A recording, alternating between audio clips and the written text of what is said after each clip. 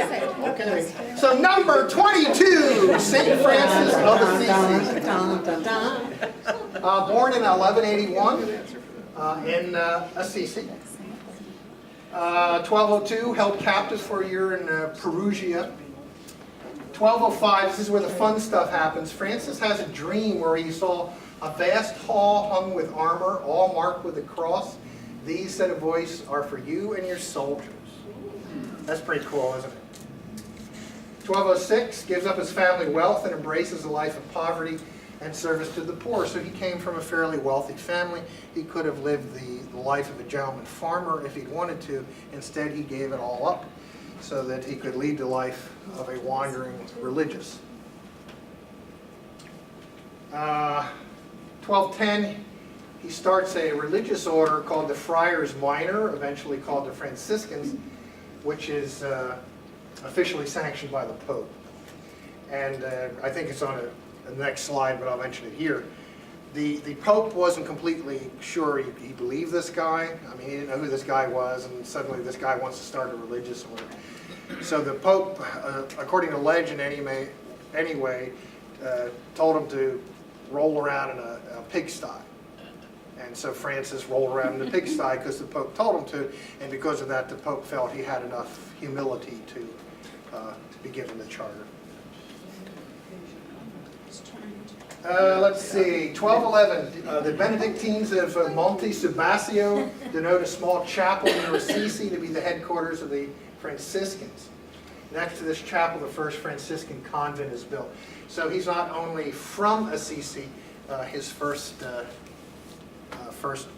great convent, place to go.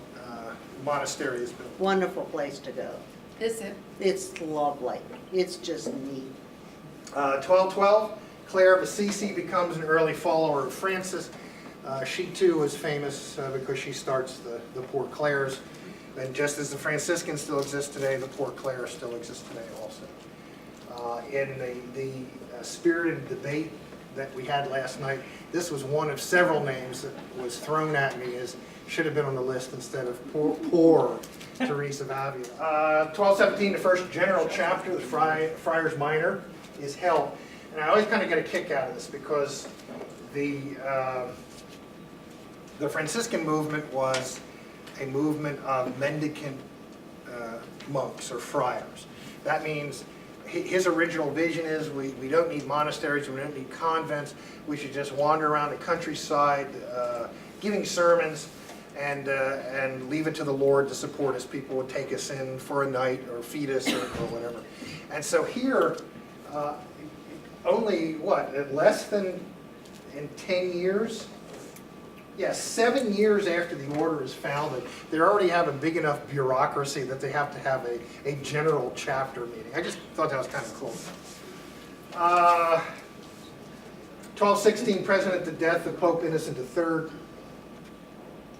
1217 to 1218, Francis goes to Rome and meets with Dominic, the founder of the Dominicans, which is the other great friar or mendicant movement of the Middle Ages. So both of them were alive at the same time. So this movement which sweeps Europe, I mean between the Franciscans and the Dominicans, it just sweeps through Europe. This mendicant monk or this friar movement has a huge impact on Europe. And of course, both orders still exist today, Franciscans and the Spell mendicant. Pardon? Spell mendicant. M-E-N-D-I-C-A-N-T.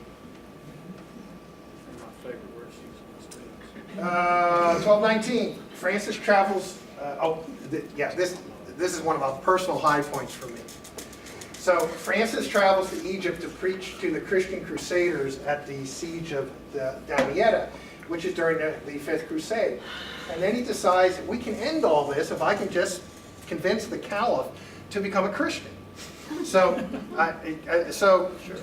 you know, the picture I've always had in my mind is you have these two forces and they're hurling, you know, stones and catapults at each other and having these fixed battles and with the swords and all this stuff. And there's Francis walking through the middle of the battle. And there's this glow about him. And he walks through, excuse me, and walks right through the enemy lines. and then sits down and has tea with a caliph.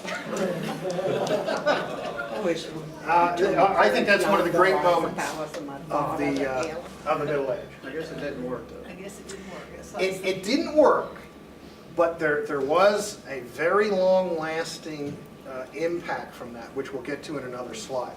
So it was worth One doing. thing that you can point to this man and say, this is why he rates being at least 22. Well, that is really what we get into in the next slide. But if I was going to pick one thing, he started one of the most important and lasting monastic movements of the Middle Ages, which still exists today. The Franciscans? The Franciscans. Okay. In 1220 or 1221, the chapter of Metz attracts 5,000 Franciscan friars, which I think is amazing. That means in 10 years, Chapter of Matt's. there's enough friars, 5,000 friars show up at this general chapter meeting. That means his religious order is spreading like wildfire, and again, that's why he says it. At his peak, it's kind of like Steve Jobs when he resigned the first time from Apple. So here's the guy at his peak. There's 5,000 people there chanting, Francis, Francis, Francis. He's at his peak, and he resigns from the order. I love it. Or he resigns as the head of the order. 1221 to 1223, Francis writes a rule for the Franciscan order, which is personally approved by Pope Honorius III. It's a rule we don't hear about today. Benedict's is so famous and so influential that it's the one that is still primarily used today. But Francis wrote one also. 1224. He receives the stigmata. So just like Catherine of Siena later, Francis receives the stigmata. What does that say, 1124 instead of 12? Yeah, that would be a misprint. It's like going backward, yeah. 1226, Francis dies in Assisi. He's canonized in 1228. So Francis is not really a great theologian. I mean, he's not considered to be an Athanasius or a... Plus, he wrote a great prayer. Yeah, famous prayer. Great prayer. He's not considered to be a great theologian like Augustine or Athanasius or Thomas Aquinas. But he does start this very influential religious order in the right place at the right time as the mendicant movement is just starting to explode. So why is he on the list, which was Tammy's question? He founded the Franciscans, he founded the Poor Clares. They were influential in the Middle Ages. They still exist today. They're both doing quite well, thank you. I already mentioned the part about wallowing in the mud. He also founded the Third Order of St. Francis as a lay order. So actually he founded 3 religious orders, but these are the two famous ones. And I'll give you a moment to admire the photograph. Thank you. This is outside of St. Clara University in Santa Clara University in Santa Clara. Through his insistence on living a simple life of poverty, he forced the church to examine its own opulence in the 13th century. It was a pretty radical message at the time, because his idea, he had this silly idea that we should try to emulate the way the apostles lived and the way Jesus lived. So he said that, well, Jesus apparently didn't own anything, and he would walk around the countryside preaching to people, and people would, oh, you can stay with us tonight, or we'll give you a meal or whatever. Well, that's the way we should be.